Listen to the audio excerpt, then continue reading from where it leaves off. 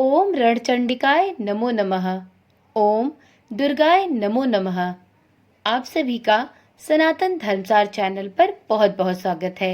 शारदीय नवरात्र की आप सभी भक्तों को हार्दिक शुभकामनाएं। आप सभी पर माता रानी की कृपा सदा सर्वदा बनी रहे। नवरात्रि पर माँ दुर्गा के 9 रूपों की पूजा आराधना एवं सप्तशती का पाठ किया जाता है। आप इस चैनल के माध्यम से भी श्री दुर्गा सप्तशती के सभी पाठों का श्रवण कर सकते हैं और साथ में माँ दुर्गा के 9 स्वरूपों की कथाएं, स्तुतियां, मंत्र एवं पूजा विधि के बारे में भी जान सकते हैं। आज की वीडियो में हम नवरात्रि के छठे दिन सुने जाने वाले श्री दुर्गा सप्तशती के 11वें अध्याय का श्रवण करेंगे। तो एक बार श्री गणेश भगवान का नाम लेकर इस अध्याय का प्रारंभ करते हैं।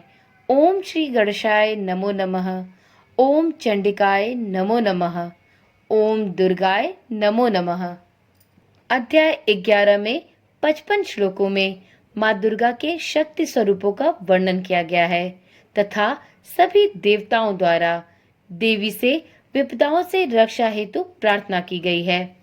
महर्षि मेधा कहते हैं, दैत्य के मारे जाने पर इंद्रादि देवता अग्नि को आगे करके कात्यायनी देवी की स्तुति करने लगे। उस समय अभिष्ट की प्राप्ति के कारण उनके मुख खिले हुए थे। देवताओं ने कहा, हे शरणागतों के दुख दूर करने वाली देवी, तुम प्रसन्न हो। हे संपूर्ण जगत की माता, तुम प्रसन्न हो। विंध्येश्वरी, तुम विश्व की रक्षा करो, क्योंकि तुम इस चर और अचर की ईश्वरी हो। हे देवी, संपूर्ण जगत की आधार रूप हो, क्योंकि तुम पृथ्वी रूप में भी स्थित हो और अत्यंत पराक्रम वाली देवी हो। तुम विष्णु की शक्ति हो और विश्व की बीच परम माया हो और तुमने ही इस संपूर्ण जगत को मोहित कर रखा है। तुम्हारे प्रसन्न होने पर ही यह पृथ्वी मोक्ष को प्राप्त होती है। हे देवी, संपूर्ण विद्याएं तुम्हारे ही भिन्न भिन्न स्वरूप हैं। इस जगत में जितनी स्त्रियां हैं वह सब तुम्हारी ही मूर्तियां हैं। एकमात्र तुमने ही इस जगत को व्याप्त कर रखा है। तुम्हारी स्तुति किस प्रकार हो सकती है, क्योंकि तुम परम बुद्धि रूप हो और संपूर्ण प्राणी रूप स्वर्ग और मुक्ति देने वाली हो। अतः इसी रूप में तुम्हारी स्तुति की गई है। तुम्हारी स्तुति के लिए इससे बढ़कर और क्या युक्तियां हो सकती हैं। संपूर्ण जनों के हृदय में बुद्धि रूप होकर तुम निवास करने वाली हो। स्वर्ग तथा मोक्ष प्रदान करने वाली हे नारायणी देवी, तुमको नमस्कार है। कला काष्ठा आदि रूप से अवस्थाओं को परिवर्तन की ओर ले जाने वाली तथा प्राणियों का अंत करने वाली नारायणी, तुमको मेरा नमस्कार है। हे नारायणी, संपूर्ण मंगलों के मंगल रूप वाली, हे शिवे, हे संपूर्ण प्रयोजनों को सिद्ध करने वाली, हे शरणागत वत्सला, तीनों नेत्रों वाली गौरी, तुमको नमस्कार है। सृष्टि, स्थिति और संहारों की शक्तिभूता सनातनी देवी, गुणों का आधार तथा सर्व सुखमयी नारायणी, तुमको नमस्कार है। हे शरण में आए हुए शरणागतों, दीन दुखियों की रक्षा में तत्पर, संपूर्ण पीड़ाओं को हरने वाली हे नारायणी, तुम ब्रह्मांडी का रूप धारण करके हंसों से जुते हुए विमान पर बैठती हो तथा कुश से अभिमंत्रित जल छिड़कती रहती हो। तुम्हें नमस्कार है। माहेश्वरी रूप से त्रिशूल, चंद्रमा और सर्पों को धारण करने वाली, मोरों तथा मुक्टों से घिरे रहने वाली, महाशक्ति को धारण करने वाली हे कौमारी, हे रूप धारणी, निष्पाप नारायणी, तुम्हें नमस्कार है। हे शंख, चक्र, गदा, फर, श्रांग, धनुष रूप आयुधों को धारण करने वाली वैष्णवी शक्ति रूपा नारायणी, तुम हम पर प्रसन्न हो, तुम्हें नमस्कार है। हे दांतों पर पृथ्वी धारण करने वाली वराह रूपिणी कल्याणमयी नारायणी, तुम्हें नमस्कार है। हे उग्र नृसिंह रूप से दैत्यों को मारने वाली, त्रिभुवन की रक्षा में संलग्न रहने वाली नारायणी, तुम्हें नमस्कार है। हे मस्तक पर किरीट और हाथ में महावज्र धारण करने वाली, सहस्त्र नेत्रों के कारण उज्ज्वल, वृतासुर के प्राण हरने वाली ऐन्द्र शक्ति, हे नारायणी तुम्हें नमस्कार है। हे शिवदूती स्वरूप से दैत्यों के महामत को नष्ट करने वाली, हे घोर रूप वाली, हे महाशब्द वाली, हे नारायणी तुम्हें नमस्कार है। दाढ़ों के कारण विकराल मुख वाली, मुंडमाला से विभूषित मुंड मर्दिनी, चामुंडा रूपा नारायणी तुम्हें नमस्कार है। हे लक्ष्मी, लज्जा, महाविद्या, श्रद्धा, पुष्टि, स्वधा, ध्रुवा, महारात्रि तथा महाविद्या रूपा नारायणी तुमको नमस्कार है। हे मेधा, सरस्वती, सर्वोत्कृष्ट ऐश्वर्य रूपिणी, पार्वती, महाकाली, नियंता तथा ईश रूपी नारायणी तुम्हें नमस्कार है। हे सर्वस्वरूप सर्वेश्वरी, सर्वशक्ति युक्त देवी, हमारी भय से रक्षा करो तुम्हें नमस्कार है। हे कात्यायनी, तीनों नेत्रों से विभूषित यह तेरा सौम्य मुख सब तरह के भयों से हमारी रक्षा करे तुम्हें नमस्कार है। हे भद्रकाली, ज्वालाओं के समान भयंकर, अति उग्र एवं संपूर्ण असुरों को नष्ट करने वाला तुम्हारा त्रिशूल हमें भयों से बचावे तुमको नमस्कार है।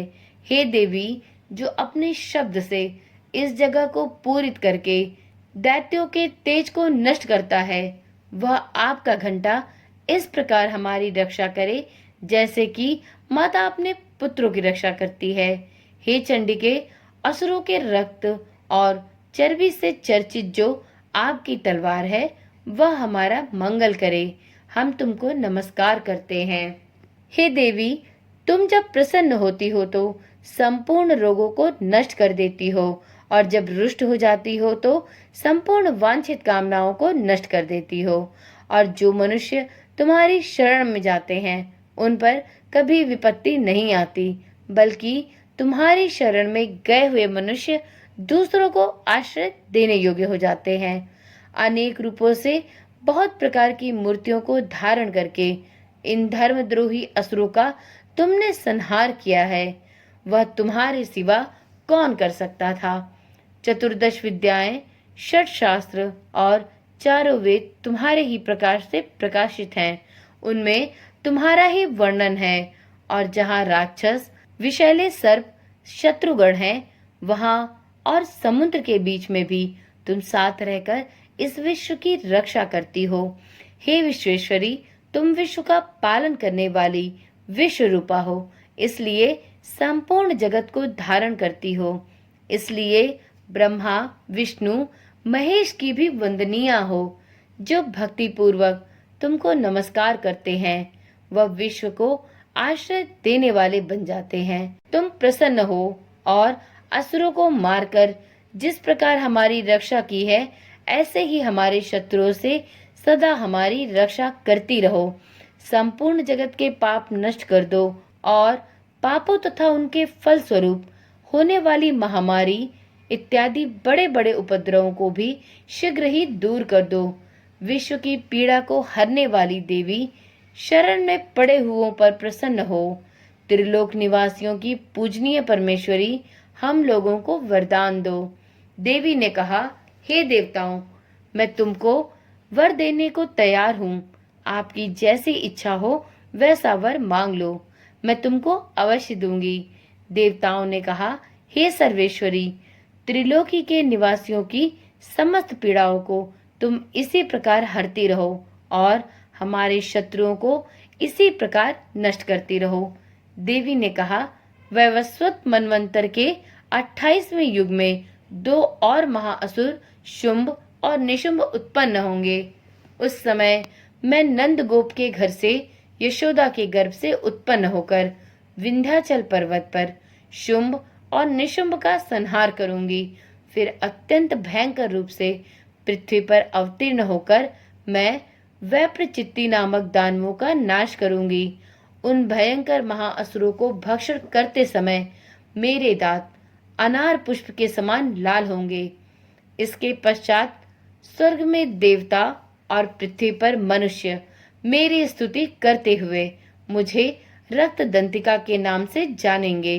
फिर जब 100 वर्षों तक वर्षा न होगी तो मैं ऋषियों के स्तुति करने पर आयोनिज नाम से प्रकट होंगी और अपने 100 नेत्रों से ऋषियों की ओर देखूंगी। अतः मनुष्य शताक्षी नाम से मेरा कीर्तन करेंगे।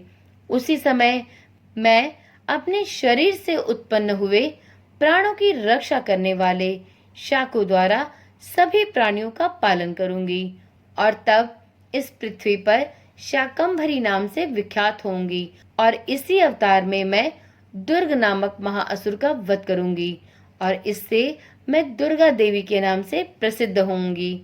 इसके पश्चात जब मैं भयानक रूप धारण करके हिमालय निवासी ऋषियों महर्षियों की रक्षा करूंगी, तब भीमा देवी के नाम से मेरी ख्याति होगी। और जब फिर अरुण नामक असुर तीनों लोगों को पीड़ित करेगा, तब मैं असंख्य भ्रमरों का रूप धारण करके उस महादैत्य का वध करूंगी। तब स्वर्ग में देवता और मृत्युलोक में मनुष्य मेरी स्तुति करते हुए मुझे भ्रामरी नाम से पुकारेंगे। इस प्रकार जब जब पृथ्वी राक्षसों से पीड़ित होगी, तब तब मैं अवतरित होकर शत्रुओं का नाश करूंगी। श्री दुर्गा सप्तशती का 11वां अध्याय संपूर्ण हुआ। तो एक बार प्रेम से बोलिए, माता भगवती की जय हो, माँ रणचंडिका की जय हो, माँ विंध्यवासिनी की जय हो। माता की कृपा सभी भक्तों पर बनी रहे। तो चलिए आज की वीडियो यहीं पर समाप्त करते हैं। कल मिलते हैं श्री दुर्गा सप्तशती पाठ के अध्याय 12 और 13 के साथ। ओम नमः शिवाय। जय श्री कृष्णा। राधे राधे।